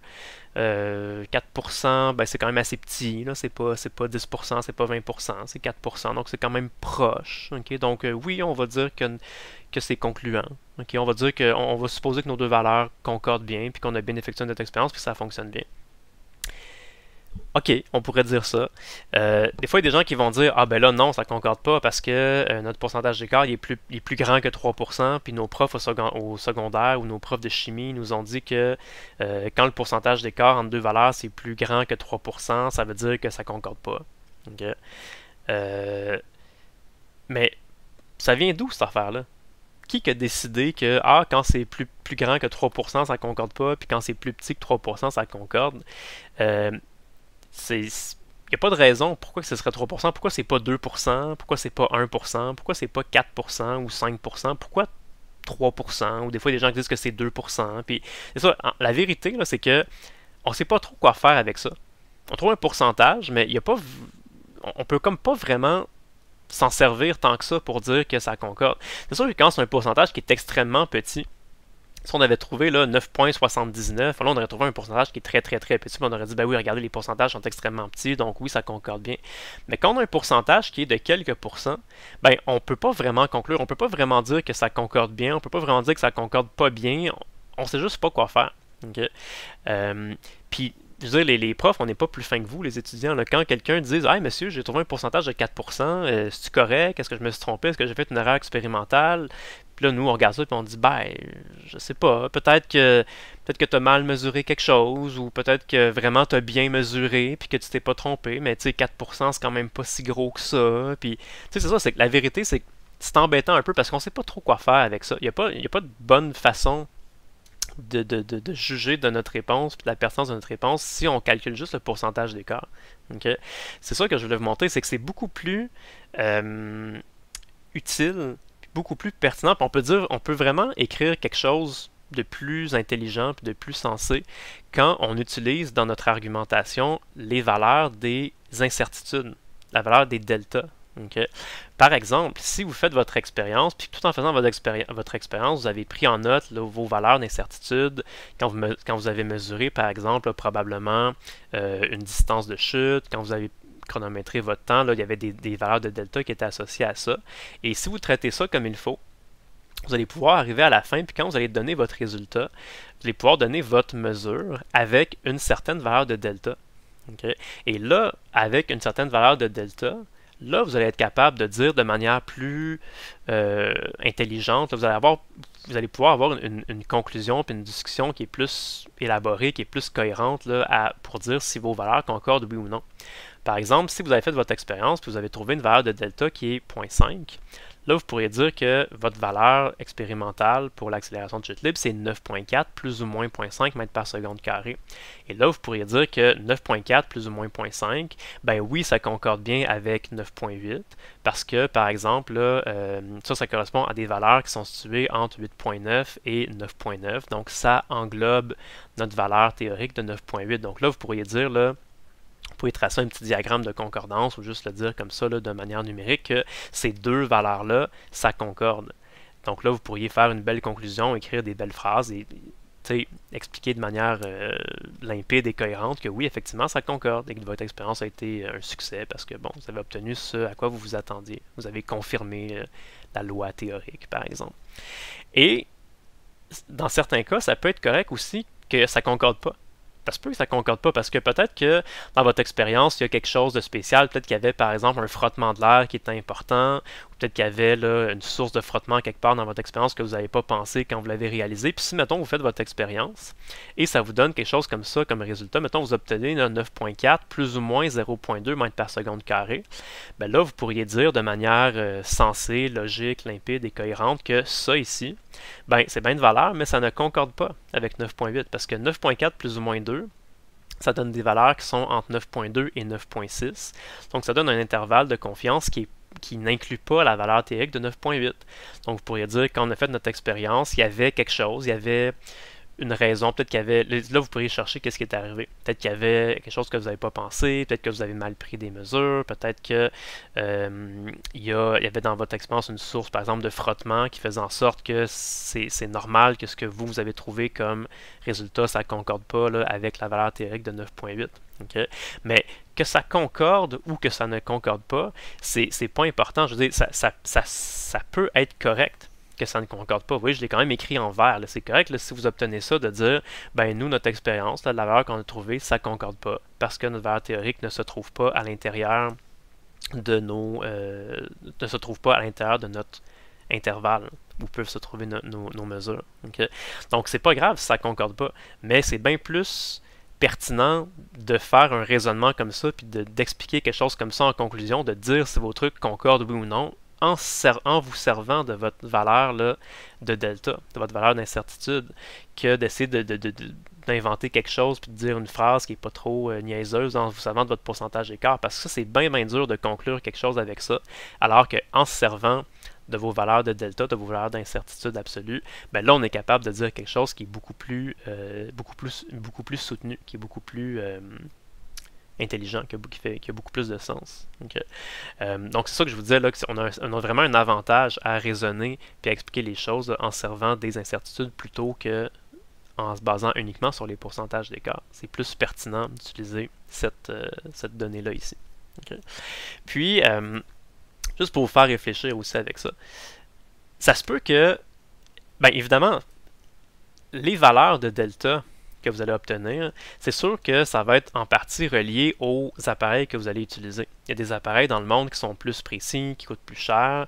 Il y a des appareils qui sont un peu plus basse qualité, qui coûtent moins cher, puis qui sont un peu moins précis que d'autres. Ça se peut. Okay? Puis ce que je voulais vous dire, c'est que ça se pourrait même que une expérience soit réalisée par deux personnes différentes, qui utilisent deux sortes d'appareils différentes. Puis dans les deux cas, on pourrait trouver des conclusions différentes. Peut-être une personne pourrait trouver que ça concorde et une autre personne pourrait trouver que ça ne concorde pas. Et c'est pas grave, ça se peut. Okay? Parce que dans le fond, ça fait juste dire que quand vous faites une expérience, vous allez être capable de baser votre conclusion en fonction des appareils que vous avez utilisés, puis de les conditions dans lesquelles votre expérience se sont déroulées. Vous allez comprendre ce que je veux dire. Par exemple, vous faites une expérience que vous devez comparer le temps de chute de deux balles. Donc, mettons, vous avez deux, là ici, on a juste une qui est représentée, mais disons, vous avez deux balles là, qui sont placées une à côté de l'autre. Vous utilisez un certain montage. Là. Puis, disons qu'encore une fois, ben, cette fois-ci, c'est juste le temps de chute. Fait que vous aurez juste besoin d'un espèce de chronomètre puis d'un système pour mesurer le temps. Donc, disons, vous faites tomber les deux balles en même temps, ou ça pourrait être même une après l'autre, c'est pas vraiment important. Là. Vous mesurez, ça prend combien de temps pour que la première balle tombe. On va appeler ça, mettons, T1. Puis, vous mesurez, ça va prendre combien de temps pour que la deuxième balle tombe. On va appeler ça T2. Okay.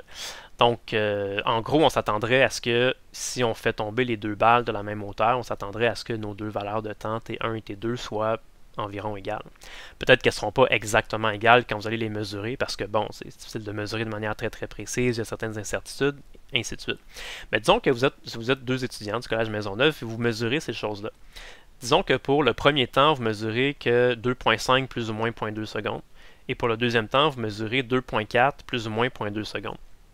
Donc là, on pourrait dire que c'est pas exactement la même valeur qu'on a ici, mais c'est possible parce que, bon, on a des incertitudes. Donc, disons que vous avez une incertitude de 0.2, mais si on fait un diagramme de concordance, là, 25 plus ou moins 0.2 et 2.4 plus ou moins 0.2, on va se rendre compte très rapidement que ça concorde. On le voit même mathématiquement. Là. Ça, c'est quelque chose qui est situé entre 2.3 et 2.7. Ça, c'est quelque chose qui est situé entre 2.2 et 2.6. On voit que ça concorde bien. Donc, on pourrait dire les deux valeurs concordent. Donc, si on vous demandait d'écrire une conclusion, vous pourriez dire, ben, avec l'expérience qu'on a faite, on a obtenu deux temps qui sont légèrement différents, mais compte tenu de nos incertitudes absolues, on peut conclure que nos deux temps concorde, donc on a confiance que T1 et T2 c'est le même temps. Puis bon, ça concorde, les deux balles ont pris le même temps pour tomber. Okay? C'est la conclusion que vous pouvez en conclure.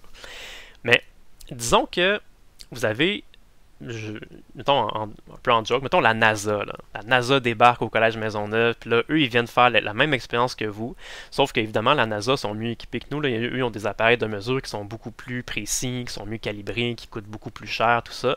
Et mettons que avec les appareils de la NASA, on est capable de mesurer là, des temps de manière extrêmement précise. Disons qu'ils ont des appareils qui sont capables de mesurer des temps là, précis jusqu'à 1 millième de seconde, disons. Okay. Puis eux, ils font la même expérience que nous. Et ils mesurent le temps de chute des deux balles et ils trouvent que la première balle est tombée en 2.5 plus ou moins 0.001 secondes, puis que la deuxième balle est tombée en 2.4 plus ou moins 0.002 secondes. Okay. Donc eux, ils vont dire que ça ne concorde pas. Parce que si on trace un diagramme de concordance entre ces deux valeurs-là, ben ça ne fonctionnera pas. Okay? Ça ne concordera pas. Et ça se peut que ça ne concorde pas. Okay? Je veux dire, ça se peut que dans la vraie vie, peut-être que là, on va faire des recherches plus poussées, puis des études plus poussées, puis on va se rendre compte que, mettons, la deuxième balle est tombée plus rapidement que la première balle, parce que, je sais pas, là, il y a peut-être une raison quelconque. Okay? Peut-être que, je sais pas, on va se rendre compte que dans la classe, mettons, mais quand on a fait notre expérience, ça donnait qu'il y avait, je sais pas, une espèce de. Il y avait, mettons, une bouche d'aération qui était au plafond vis-à-vis la balle numéro 2, puis il y avait une espèce de différence de température ou un gradient de température, ça faisait une espèce de courant d'air ascendant, puis ça a comme ralenti un petit peu cette balle-là pendant qu'elle tombait, puis quand on le mesure de manière extrêmement précise, on se rend compte qu'effectivement, cette balle-là est tombée un peu plus. Mettons, est tombée plus rapidement que l'autre, je me suis trompé, ça aurait pu être, mettons, un courant d'air, on va dire descendant, là, qui a comme poussé la balle vers le bas. C'est pour ça qu'elle est tombée plus vite. Elle est tombée en 2.4 secondes plutôt qu'en 2.5 secondes. Fait que vous voyez, avec des appareils qui sont plus précis, on pourrait peut-être détecter quelque chose qui s'est passé pour vrai là, dans la vraie vie quand l'expérience a été réalisée. Alors que si on a des appareils de mesure qui sont moins précis, on va peut-être pas se rendre compte de ces phénomènes-là. Fait que nous, là, les simples étudiants à Maisonneuve, on pourrait penser que les deux balles sont tombées là, avec le même temps, considérant nos différences. Alors que, par exemple, la NASA, qui, eux, vont prendre des mesures beaucoup plus précises, pourrait se rendre compte que, ah ben non, finalement, il y avait quelque chose dans la classe qui a fait en sorte qu'effectivement, là, les deux balles ne sont pas tombées exactement en même temps, puis de manière significative, on peut vraiment conclure, là, en tenant compte de nos incertitudes, que les deux balles ne sont pas tombées en même temps. On est vraiment certain là, que la deuxième balle est tombée plus rapidement que la première balle, et il y avait une raison à ça, il y avait une certaine explication, un phénomène quelconque là, qu'on a investigué, puis qu'on a peut-être trouvé ou pas. Là. Des fois, on ne trouve pas nécessairement les causes, là. Mais dans ce cas-ci, disons qu'on l'a trouvé. Okay. Puis dans le fond, encore une fois, c'est juste pour vous faire réfléchir un peu pourquoi je vous raconte ça, c'est juste pour vous dire que, dans le fond, t'sais, si vous avez fait ça, c'est pas que vous étiez mauvais, c'est que vous avez fait du mieux que vous avez pu et vous avez tiré une conclusion qui était la bonne conclusion à tirer en possession des incertitudes que vous aviez. Si vous avez ça comme données avec ces incertitudes-là, c'est correct de conclure que ça, ces deux temps-là, ça concorde. Et si vous avez sous les yeux là, ces deux mesures-là, avec ces valeurs-là d'incertitude, ben, dans ce cas-là, c'est correct de conclure que ça ne concorde pas. Okay? Fait que l'idée, c'est vraiment juste de dire, de conclure la bonne chose en fonction des valeurs qu'on a puis des valeurs d'incertitude qu'on a. Okay? Puis vous voyez que c'est pas mal plus pertinent cette analyse-là. C'est pas mal plus profond, c'est pas mal plus poussé, c'est pas mal plus exact là, de faire ces raisonnements-là puis ces conclusions-là que si on avait procédé uniquement par pourcentage d'écart. Parce que si on avait procédé uniquement par pourcentage d'écart, ben on aurait eu le même pourcentage entre 2.4 et 2.5 que la NASA aussi. Okay? Fait que c'est encore une fois juste pour vous montrer que baser toutes vos conclusions, puis tous vos raisonnements, puis toute votre analyse uniquement sur les pourcentages d'écart, ben c'est pas complet comme analyse. Il manque quelque chose. On peut faire beaucoup mieux que ça. On peut aller de manière beaucoup plus précise, beaucoup plus en détail et beaucoup plus pertinente en se servant de nos valeurs d'incertitude. Donc, c'est ça que je voulais vous faire prendre conscience. Et dernière chose que je veux vous expliquer dans cette présentation, c'est vous dire un peu comment on va faire pour calculer les incertitudes quand on trace avec Excel là, un graphique. Quand on fait de la linéarisation, ce qu'on fait souvent dans le laboratoire, là, on va souvent tracer un graphique là, qui va être, on va avoir des points quelconques, on va tracer une ligne droite, on va demander à Excel d'afficher la pente de cette droite-là. Et pour vrai, il y a des incertitudes qui sont reliées aussi à ce calcul de pente-là. C'est ce que je vais vous montrer un petit peu plus ici, et plus particulièrement là, dans l'idée du prochain laboratoire qui s'en vient, qu'on fera la semaine prochaine, qui s'appelle le laboratoire Loidon. Okay. Donc ça, dans un premier temps, juste petite mise en contexte. La semaine prochaine, on va donc faire un laboratoire qui s'appelle loi d'Ohm. Okay. La loi d'Ohm, c'est une loi là, qui est celle qu'on utilise souvent. C'est delta V est égal à RI. C'est une loi qu'on a vue, une équation qu'on a vue quand on a fait la section 3.1 du livre. Et en gros, ce que ça dit la loi d'Ohm, c'est que si vous avez un résisteur qui a une certaine résistance, ben plus que, en fait, s'il y a un plus gros courant qui traverse cette résistance-là, vous devriez mesurer un delta V qui est de plus en plus grand. Okay. Donc ça, en fait, c'est ça. Il y a certains résisteurs dans la vie qui sont ce qu'on appelle des résisteurs ohmiques. Quelque chose qui est ohmique, ça veut dire que c'est quelque chose qui va respecter la loi d'Ohm. Donc c'est un résisteur qui va avoir une valeur de résistance qui est à peu près constante, qui ne va pas vraiment changer. Donc si vous avez un résisteur qui est constant, qu'est-ce qu'on pourrait faire expérimentalement? C'est que si on branche ce résisteur-là, puis qu'on utilise une pile, là, puis qu'on met une différence de potentiel de plus en plus grande, ben, normalement, ce qui devrait se produire, c'est quelque chose comme ça. Donc, plus qu'on met une grande différence de potentiel, plus que le courant qui traverse le résisteur va augmenter. Et si la résistance de votre résisteur est vraiment constante, on devrait obtenir ici quelque chose qui ressemble là, vraiment beaucoup à une ligne droite. Alors que si vous avez un objet qui n'est pas ohmique, par exemple des ampoules électriques, c'est un exemple d'objet qui typiquement n'est pas ohmique, ce qui va arriver, c'est que dans la vraie vie, quand on met une grande différence de potentiel aux bornes d'une ampoule, comment ça fonctionne une ampoule électrique, c'est que bon, il y a un courant électrique qui passe dans le filament de l'ampoule et ce courant-là va faire chauffer le petit filament de tungstène. Le filament de tungstène va atteindre une température très élevée, qui est de l'ordre d'environ 2500 degrés Celsius. Et ce qui va arriver, c'est que dans la vraie vie, quand vous avez des matériaux qui vont chauffer, leur valeur de résistance va augmenter. Okay? Donc, comme la valeur de résistance augmente avec la température ou augmente plus qu'on va augmenter le delta V, si on faisait l'expérience, quand on va augmenter le delta V, vous allez voir le courant I ne sera pas tout à fait constant. Le courant va avoir tendance à plafonner un petit peu. Ça ne va pas vraiment suivre une ligne droite parce que plus que ça va augmenter, plus que la résistance va augmenter. Puis quand la résistance augmente, ben, le courant a tendance à diminuer. Donc ça fait quelque chose qui sera pas tout à fait une ligne droite, qui va ressembler plus à une espèce de parabole ou à une fonction racine carrée ou quelque chose comme ça. Donc ça, c'est une des choses que vous allez tester quand vous allez faire le laboratoire loi d'Ohm. Mais surtout, ce que je voulais vous dire finalement, c'est que vous allez utiliser cette relation-là ici pour trouver en fait la résistance de votre résisteur. C'est une des parties de l'expérience qu'on va faire. C'est que vous allez avoir un résisteur. Vous allez pouvoir mesurer directement là, avec votre multimètre c'est quoi la valeur de la résistance. Donc vous allez avoir une certaine mesure. Et là, on va vous faire travailler avec les incertitudes. Donc vous allez avoir une certaine mesure, plus ou moins quelque chose qu'on pourrait appeler une valeur de delta R, que vous allez déterminer là, en utilisant les petites règles qu'on a vues tout à l'heure quand on utilise des multimètres. Fait que ça, dans un premier temps, vous allez faire ça. Puis dans un deuxième temps, ce que vous allez faire, c'est que vous allez réaliser de toute façon cette expérience-là pour être capable de déceler là, puis de déterminer si votre résisteur est ohmique ou non. Donc, vous allez avoir déjà pris certaines mesures là, de I en fonction de delta V.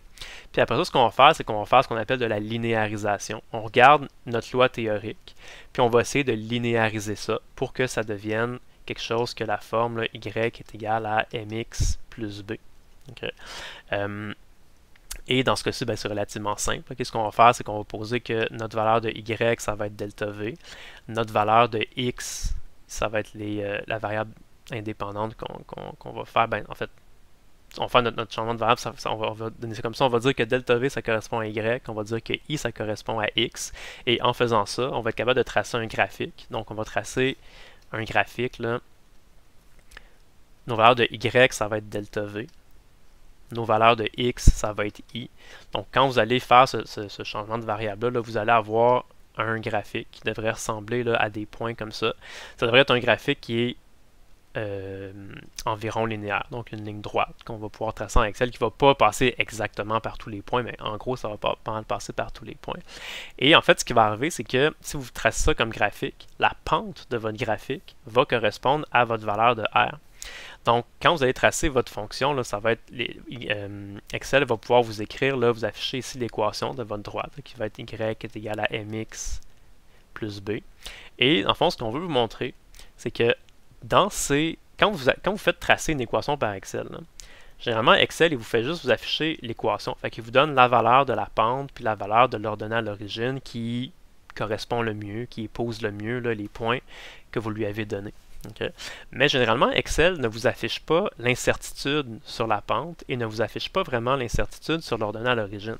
Mais ici, dans ce laboratoire-là, on va se concentrer un petit peu sur les incertitudes et on va demander à Excel d'afficher, là, en fait, on va calculer c'est quoi les incertitudes sur la pente et les incertitudes sur votre ordonnée à l'origine. Et les incertitudes sur la pente vont, dans le fond, correspondre à votre incertitude sur votre valeur de résistance. Donc, en analysant votre pente comme ça, vous allez avoir une valeur de résistance, plus ou moins un certain delta R. Okay? Donc, vous allez avoir obtenu deux mesures de deux manières différentes. Une mesure qui est plus expérimentale, que vous allez avoir mesurée directement avec votre appareil de mesure, et une autre mesure qui va provenir plus d'une espèce d'analyse théorique là, que vous allez avoir faite avec des transformations de variables, la linéarisation, tout ça. Et on va vous demander à la fin de regarder si les deux valeurs que vous avez obtenues, est-ce que ça concorde. On va vous demander de tracer un diagramme de concordance pour voir si ça concorde. Donc ça va être une belle occasion d'utiliser et de mettre en pratique les notions d'incertitude qu'on vous enseigne maintenant. En gros, c'est ça que vous allez faire. Mais ce que je vais vous montrer, c'est que comment on fait pour faire ça? Comment on fait pour obtenir là, les incertitudes sur les valeurs de la pente et sur les valeurs de l'ordonnée à l'origine? Donc ça pour le faire, pour être capable de le calculer, ben, ça implique que quand vous allez prendre vos mesures, vous n'allez pas seulement devoir noter les valeurs que vous allez mesurer comme telles, vous allez devoir également déterminer c'est quoi les incertitudes absolues, là, les deltas, qui sont associées à chacune de vos mesures. Fait qu'à chaque fois que vous allez mesurer une valeur de x ou une valeur de y, vous allez devoir déterminer c'est quoi la valeur de l'incertitude appropriée. Dans notre cas, les valeurs de x et de y que vous allez mesurer, mais ça va être soit des valeurs de courant, soit des valeurs de delta V. Donc, ce que vous allez mesurer ici, ça va soit être des incertitudes là, sur le delta V ou des incertitudes sur le courant, que vous allez pouvoir déterminer là, avec avec les règlements que je vous ai montrés tantôt qui s'appliquent au multimètre. Mais l'idée, c'est que vous allez avoir pas juste vos mesures, vous allez avoir vos mesures et l'incertitude correspondante là, à chacune des mesures que vous allez avoir prises. Et quand vous allez tracer votre graphique Excel, comme je disais tantôt, Excel, là, quand vous demandez de faire de la linéarisation, de tracer une droite de régression, Excel va vous afficher une équation sur votre graphique qui est juste y est égal à mx plus b. Donc, une valeur de la pente et une valeur de l'ordonnée à l'origine. Nous, ce qu'on veut, c'est qu'on veut pas juste avoir la valeur de la pente, on veut avoir la valeur de la pente avec l'incertitude. Et on veut aussi avoir la valeur de l'ordonnée à l'origine et de son incertitude qui est correspondante. Okay? Comment on fait pour calculer ces valeurs-là d'incertitude sur la pente et sur l'ordonnée à l'origine? Ben, je vais juste vous dire, ça se calcule. Okay? Dans ce bloc dans le bloc de théorie d'aujourd'hui, je ne vais pas vraiment vous expliquer en détail comment on peut faire. Je vais juste vous faire un aperçu de comment ça peut se calculer. Mais cette formule-là, on va la revoir le plus en détail dans un deuxième bloc de théorie qui sera consacré aux incertitudes un petit peu plus tard dans la session. Ce que je peux vous dire déjà, c'est qu'il existe une formule pour calculer ce qu'on appelle la propagation des erreurs. C'est-à-dire que si vous avez une fonction, une équation, qui contient plusieurs variables et que chacune de ces variables-là ont une certaine incertitude, ben, on peut faire ce qu'on appelle la propagation des erreurs et on peut arriver à calculer c'est quoi l'incertitude sur votre fonction qui combine plusieurs variables. Okay? Et la règle, c'est celle-ci. Donc, si vous avez une fonction f qui dépend de plusieurs variables, qu'on pourrait appeler là, x1, x2, x3, x4, des fois on peut les appeler x, y, z, u, t, peu importe. Là. Dans le fond, vous avez une fonction qui dépend de plusieurs variables, puis ce qu'on dit, c'est que vous faites la somme des dérivées partielles de votre fonction par rapport à chacune de vos variables et vous multipliez ça par l'incertitude de chacune des variables. Ça a l'air compliqué un petit peu comme ça. Je ne vais pas vous l'expliquer en détail aujourd'hui, mais je vous l'expliquerai plus en détail dans une prochaine séance de théorie. Mais ce que je peux déjà vous dire, c'est qu'on voit, il y a certains résultats qu'on appelle parfois les règles simples. On peut voir par exemple que si on additionne ensemble deux variables, puis que chacune de ces variables-là ont une certaine incertitude, ben, l'incertitude sur la somme de nos deux variables, ça va correspondre tout simplement à la somme des deux une incertitude individuelle, ce qui est quand même relativement logique. Si on dit là on additionne deux chiffres, ce chiffre-là était précis à, mettons, plus ou moins 0.1, puis lui était précis à plus ou moins 0.2, mais quand on va additionner ces deux chiffres-là ensemble, ça va nous donner un résultat. Notre résultat va être précis à plus ou moins 0.3, qui est dans le fond juste la somme de ces deux incertitudes-là, ce qui est relativement logique. Même chose quand on les soustrait, c'est la même affaire. Les additionner ou les soustraire, l'incertitude, c'est encore juste la somme des deux incertitudes, parce que, bon, il y a des valeurs absolues là-dedans, on verra ça plus en détail dans un prochain cours. Mais déjà, quand on additionne, c'est relativement logique. Quand on multiplie deux valeurs ensemble ou quand on divise deux valeurs ensemble, là déjà, c'est un petit peu plus compliqué qu'est-ce que ça donne comme résultat. Je ne vais pas trop passer de temps là-dessus là, aujourd'hui. Je vais l'expliquer un peu plus tard dans une prochaine séance, comme je disais. Mais vous voyez que ça peut quand même rapidement devenir assez complexe. Puis là, on parle de juste deux variables qui sont multipliées ensemble. Okay. Je ne sais pas si vous le savez, mais quand on demande à Excel de tracer une droite de régression, les paramètres de la droite de régression, là, la pente de la droite de régression, puis l'ordonnée à l'origine de la droite de régression, c'est le résultat d'un certain calcul statistique. Je ne sais pas si vous avez déjà vu les formules en mathématiques, là, mais quand on a là, plusieurs valeurs de x et plusieurs points, là, x, y, la valeur de la pente de la droite de régression, c'est le résultat de ce calcul-là ici. C'est le nombre de points que vous aviez fois la somme des produits de x, y. Fait que ce serait par exemple x1, y1 plus x2, y2 plus x3, y3 plus x4, y4, ainsi de suite.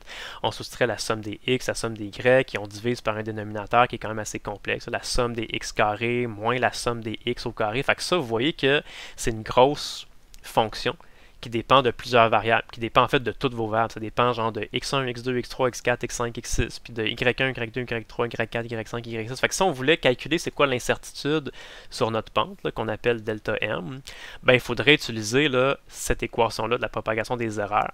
Ça donnerait un très très long calcul parce qu'on aurait plusieurs dérivées partielles à effectuer. Ce serait vraiment très très long et très ardu là, à calculer exactement.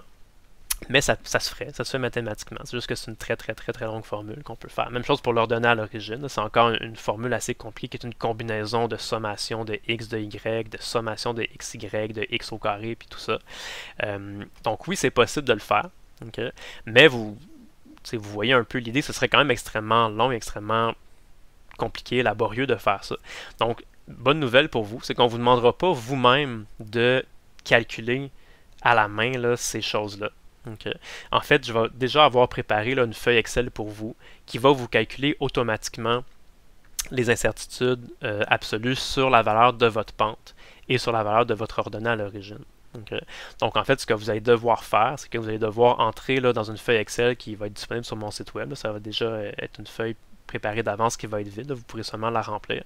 Donc, vous allez devoir écrire vos valeurs de courant et vos valeurs d'incertitude pour chacune de vos mesures de courant. Ici, j'ai écrit n'importe quoi. J'ai écrit juste des chiffres comme ça. Là. Ça ne veut pas dire que ça va être exactement ces chiffres-là nécessairement. Mais c'est ça, juste pour vous montrer que la feuille Excel fonctionne. Fait que quand on rentre des valeurs là, de courant puis d'incertitude de courant, des valeurs de delta V puis d'incertitude de delta V, la feuille Excel va automatiquement pour vous calculer c'est quoi la valeur de la pente avec son incertitude et la valeur de l'ordonnée à l'origine avec son incertitude. Okay. Donc, vous allez pouvoir là, travailler ensuite avec ça. Vous allez devoir juste le réécrire. Là. Vous n'avez pas le droit d'écrire une incertitude comme ça. Elle contient trop de chiffres significatifs. Là, Excel va juste vous faire le calcul en vous donnant plein de décimales. Vous allez devoir ajuster ça, l'écrire d'une manière qui est convenable, travailler un petit peu avec ça. Mais en gros, c'est juste pour vous dire, là, inquiétez-vous pas, vous n'aurez pas à vous-même calculer c'est quoi l'incertitude sur la pente puis l'incertitude sur l'ordonnée à l'origine. J'ai déjà programmé une feuille Excel qui va le faire pour vous. Donc, vous allez pouvoir utiliser ces valeurs-là pour aller ensuite de ça discuter est-ce que vos deux valeurs de résistance que vous avez obtenues, est-ce que votre manière expérimentale et votre manière théorique là, concordent ensemble en tenant compte des incertitudes absolues sur vos valeurs de R, puis là, vous allez pouvoir écrire une conclusion qui se tient, puis qui est limpide, qui est logique et qui est cohérente. Donc, ben voilà, ça fait le tour de ce que je voulais vous enseigner aujourd'hui. Donc, avec ça, j'espère que vous allez avoir un petit peu compris c'est quoi les incertitudes absolues, puis que vous allez pouvoir vous allez être en mesure en fait là, de les utiliser correctement dans le laboratoire qu'on va faire la semaine prochaine, qui est le laboratoire Loidon. Donc, ben voilà, je vous souhaite une bonne journée, puis on se revoit la semaine prochaine. À bientôt!